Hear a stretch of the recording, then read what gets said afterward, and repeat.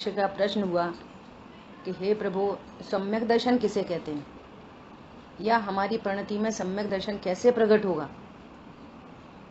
तो आचार्य भगवान सम्यक दर्शन प्रकट करने की विधि बता रहे हैं, ऐसा कहो, या सम्यक दर्शन का लक्षण कह रहे हैं।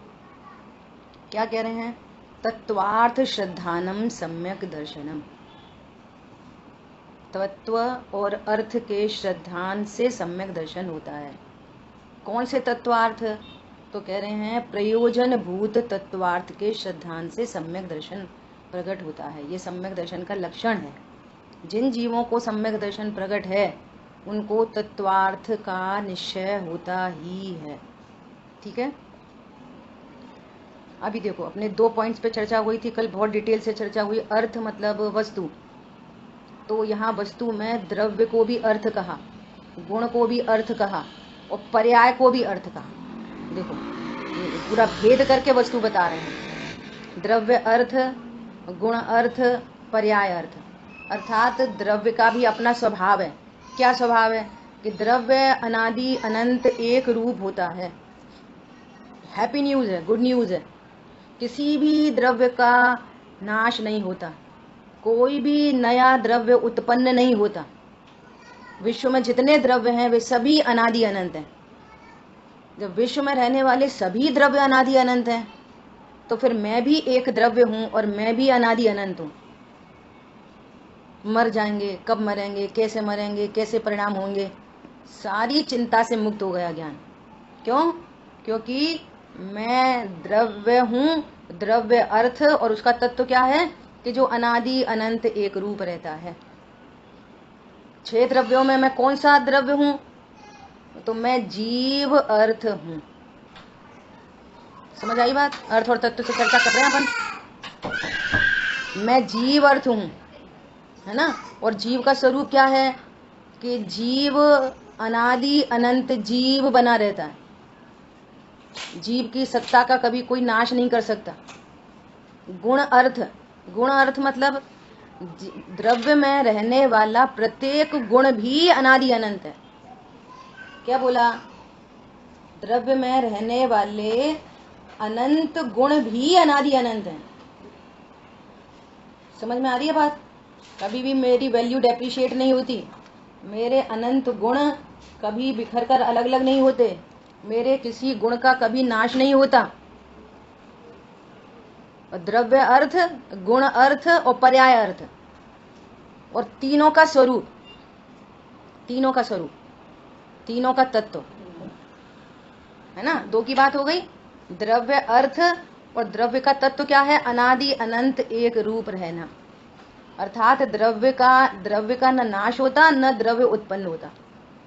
और द्रव्य में रहने वाले अनंत गुण, ये भी अर्थ हैं। और इनका स्वरूप क्या है कि ये भी अनादि अनंत एक रूप रहते हैं। अनंत गुणों का भी कभी नाश नहीं होता। गुण की परिभाषा है। गुण की क्या परिभाषा है?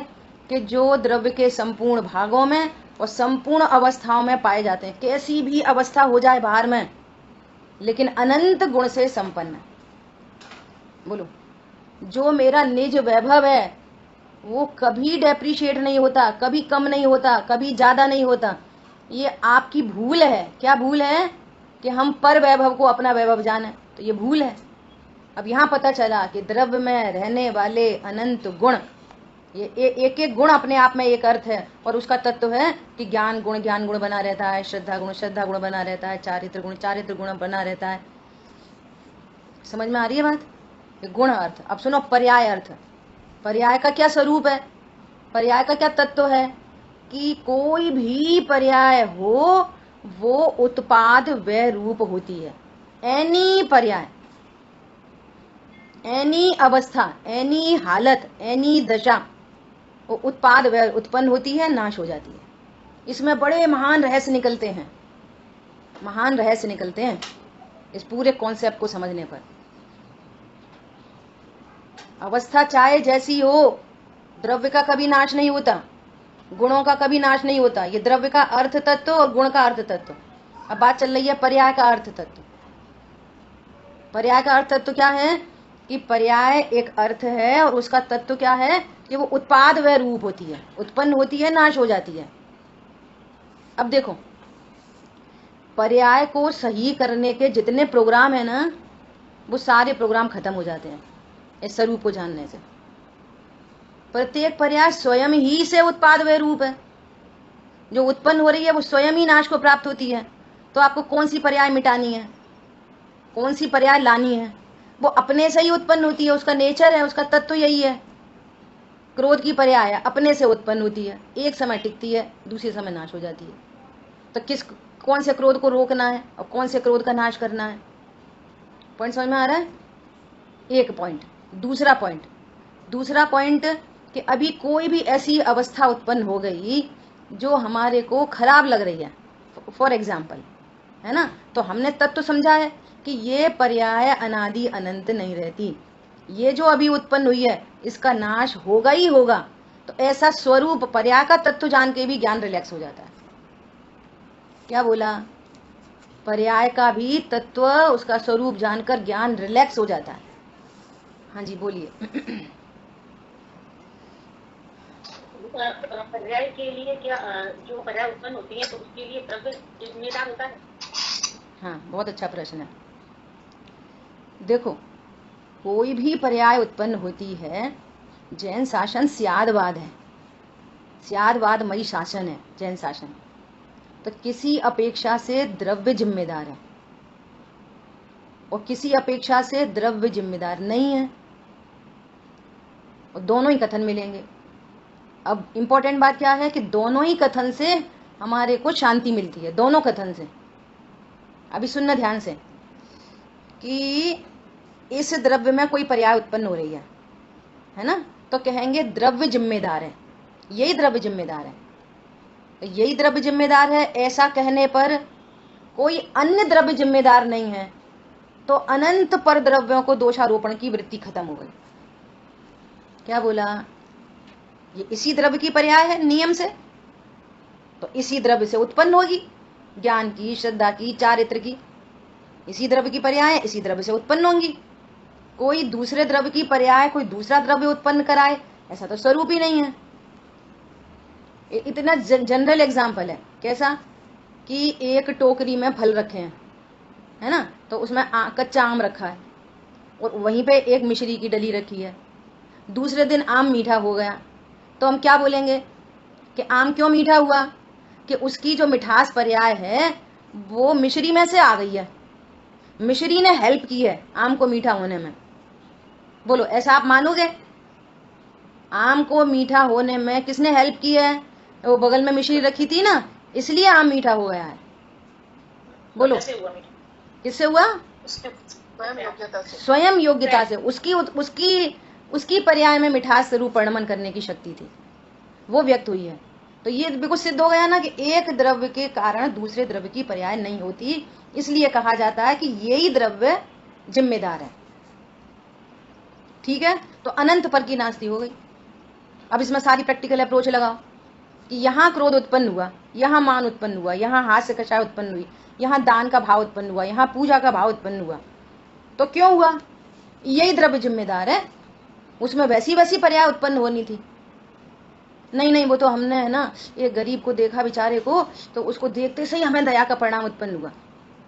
तो गरीब को देखने से दया का परिणाम उत्पन्न होता है? बोलो, ये तत्व ज्ञान है, ये तत्वार्थ श्रद्धानम सम्यक दर्शनम, समय की योग्यता से। समझ आई बात? कौन जिम्मेदार है? यही द्रव्य जिम्मेदार है। हम अनादि काल से हमको कैसा लग रहा है कि ये बेचारा बहुत गरीब था, उसको देख के जो दुखी हो रहा था, हमको दया आ गई।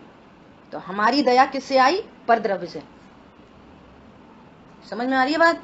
ये रॉन्ग डिसीजन है, ये रॉन्ग बिलीव है। इस रॉन्ग बिलीव, रॉन्ग डिसीजन से राग द्वेष की उत्पत्ति हो रही है और जीव अनंत भव समुद्र में दुखी हो रहा है। आ गई बात समझ में? दूसरी बात, अरे उनने हमसे तब ऐसा खराब बोला, इसलिए हमें क्रोध की पर्याय उत्पन्न हो गई। तो तुम्हारी क्रोध की पर्याय किधर से आई? दूसरे ने बुरा बोला, तो उसके बुरे वचन आपको क्रोध उत्पन्न कराने में कारण बन गए। तो तुम्हारी क्रोध की पर्याय कहाँ से आई? दूसरे के कारण उत्पन्न हुई, दूसरे द्रव्य में से तुम्हारी पर्याय उत्पन्न की है। बोलो, गलत है। गलत है ये, बहुत बढ़िया। हमको भाव भाषण होना चाहिए, ये गलत बात है। ये इस एंगल से क्या बोलते हैं, ये द्रव्य जिम्मेदार है, इसकी पर्यायों की उत्पत्ति के लिए ये द्रव्य जिम्मेदार है। अब अपन समझ लो, सीता जी को जंगल से बाहर निकाला, उसकी पर्याय में क्रोध की योग्यता ही नहीं थी, उत्पन्न ही नहीं हुआ क्रोध। मुझे आज के सिर पर सिगड़ी जला दी, उत्पन्न योग्यता ही नहीं है, पर्याय में योग्यता ही नहीं है। इतनी स्वभाव की सन्मुखता से इतनी शांति उत्पन्न हुई है कि बाहर में कुछ हो रहा है, वहां पर योग्यता ही नहीं है। तो कहते हैं ये द्रव्य जिम्मेदार है। वीतरागता प्रकट करने के लिए ये जिम्मेदार है, राग द्वेष होने के लिए यही द्रव्य जिम्मेदार है, और अज्ञान मोह उत्पन्न होने के लिए यही द्रव्य जिम्मेदार है। नहीं, वो तो उनने हमसे ऐसे कह दी थी, उनने हमसे ऐसे कह दी थी। अरे कोई कुछ भी कहे, यदि आपकी पर्याय में क्लैशिंग की योग्यता है तो वो आपकी पर्याय में वो पर्याय उत्पन्न होगी और दुख उत्पन्न होगी। चाहे जैसा जगत परिणमे कोई संकल्प विकल्प न हो। कितना स्वाधीनता का मार्ग हो गया ना, एकदम स्वाधीन, पर से निरपेक्ष मार्ग हो गया ना। और हम घड़ी घड़ी पर की सापेक्ष बात करते हैं। तो यही द्रव्य जिम्मेदार है अपनी पर्याय के लिए।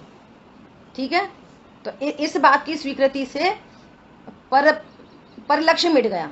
इस बात की स्वीकृति से पर को दोष देने की वृत्ति खत्म हो गई। इस बात की स्वीकृति से इतना संसार सिमट गया, वो अपने में सेंट्रलाइज हो गया।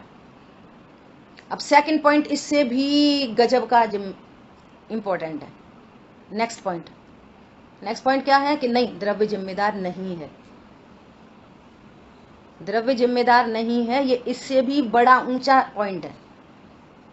क्या ऊंचा पॉइंट है कि द्रव्य तो देखो, समझना, लॉजिक से बात समझना, लॉजिकल एकदम, परीक्षा प्रधानी होकर।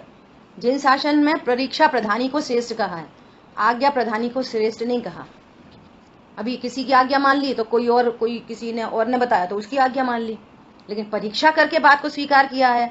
तो ये बड़े पंडित जी ने कही कि ये छोटे ने कही, छोटे पंडित जी की छोटी बात, बड़े पंडित जी की बड़ी बात, ये वाली बात नहीं रहेगी। उसने भाव भाषण करके परीक्षा से इस बात को स्वीकार किया है। 2 + 2 = 4 होते हैं, बस, दैट्स इट। समझ आई बात। अब दूसरा पॉइंट कि ये द्रव्य जिम्मेदार नहीं है, ये इससे महान पॉइंट है। क्या महान पॉइंट है? अब लगाना, न्याय लगाना, युक्ति लगाना। क्या युक्ति है कि अभी अपन ने पढ़ा कि द्रव्य का तत्व क्या है कि सदा एक रूप रहना, और गुणों का तत्व क्या है कि वे भी अनादि अनंत एक रूप रहते हैं।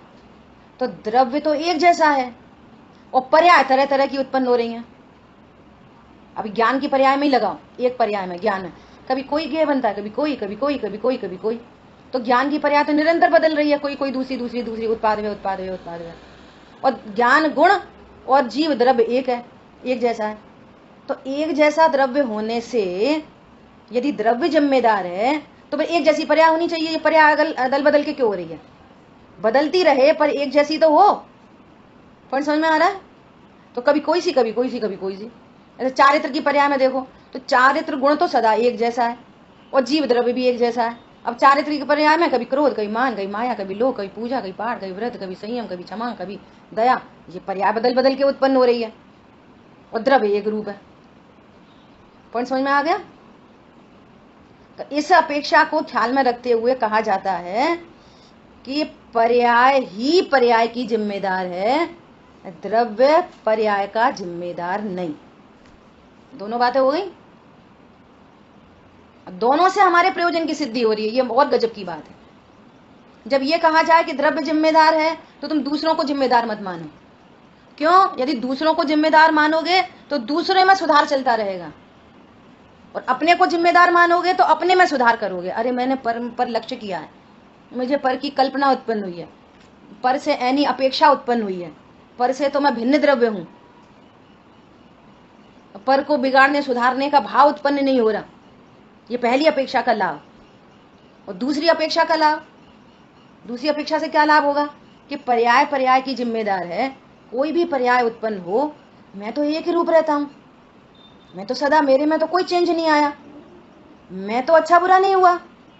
क्रोध की पर्याय उत्पन्न हुई, द्रव्य में क्या हुआ, अनंत गुणों में क्या हुआ, ओहो मेरे में कुछ नहीं होता, ऐसा स्वरूप जानकर वो पर्याय में पर्याय का लक्ष्य छूटकर द्रव्य का लक्ष्य हो जाता है। इस तत्वार्थ का लक्ष्य हो जाता है, जीव तत्वार्थ का लक्ष्य हो जाता है। अनंत गुणमयी अभेद जीव तत्वार्थ का लक्ष्य होने पर जो पर्याय को हम सुधारना चाह रहे थे ना अज्ञानतावश, वो पर्याय स्वयं ही सुधर जाती है। क्या बोला? जिस पर्याय में कभी पर को देख के टेंशन थी, कभी पर्याय के स्वयं का लक्ष्य करके जो टेंशन थी, वो टेंशन रिलीज हो जाती है और आनंद प्रकट हो जाता है। ये दोनों अपेक्षाओं को समझने से ये अपना लाभ है। नहीं तो इस जीव ने बारंबार नहीं देखा निज शाश्वत देव, रही क्षण का पर्याय की प्रीति, क्षम्य कैसे होंगे अपराध, प्रकृति की यही सनातन रीति। ये विश्व का सबसे बड़ा अपराध है कि इस जीव ने या तो पर का लक्ष्य किया, पर के द्वारा बिगाड़ सुधार जाना अपना, और या तो फिर पर्याय का अनादिकाल से लक्ष्य किया, ये पर्याय अच्छी, ये पर्याय बुरी, ये पर्याय अच्छी, ये पर्याय बुरी, इसको बिगाड़ना है, इसको सुधारना है, इसको हटाओ, इसको मिलाओ। तो पर्याय का लक्ष्य किया अनादि से, लेकिन द्रव्य स्वभाव में सदा एक रूप हूं, ऐसा निर्णय अनुभव नहीं होने से इसने अक्षम्य अपराध किया, जो कभी क्षमा के योग्य नहीं है, जिसे अनंत कर्मों का बंध हुआ प्रकृति में। समझ आ गई बात? बोलो अभी कौन बताएगा?